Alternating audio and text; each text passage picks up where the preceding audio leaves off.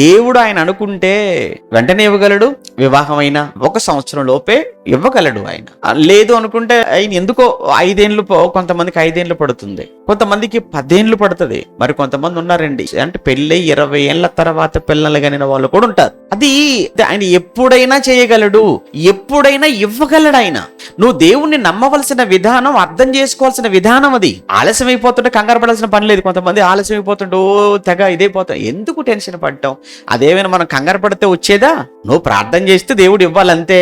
అంతేగాని నువ్వేదో కంగారు పడిపోయి మనసును పాడ చేసేసుకొని మానసిక రోగంతో నువ్వు మంచం పడితే పిల్లలు ఏమోలే గానీ నీ ప్రాణం పోతుంది అక్కడ. కొన్ని విషయాలన్నీ మనం ఆయనకు పూర్తిగా ఆయనకు వదిలేయాలి. ఆయన మీద మీకు నమ్మకం ఉన్నప్పుడు కంప్లీట్ గా ఆయన చేతులకు అప్పగిస్తే ఆయన తగిన సమయం మందు, తగిన కాలం మందు ఆయన ఏదేది చెయ్యాలో ఎప్పుడెప్పుడు ఆయనకి తెలుసు. అంతా మనకేం తెలుసు? మనకేం తెలీదు. పిల్లలు లేనటువంటి భార్యాభర్తలుగా, దంపతులుగా దయచేసి మీరు కృంగిపోవలసిన పని లేదు, కలవరపడవలసిన అవసరం లేదు. నెమ్మదిగా ఉండండి, దేవుడి మీద వదిలేయండి. దేవుడు మీకు అప్పగించిన, మిమ్మల్ని చేయమన్న ఆ పనులలో మాత్రం నమ్మకంగా మీరు ముందుకెళ్ళిపోండి. ఎప్పుడో ఒక సమయంలో తప్పనిసరిగా ఆయన జ్ఞాపకం చేసుకుంటాడు. మనిషి మర్చిపోతాడేమో కానీ దేవుడు మర్చిపోతాడా?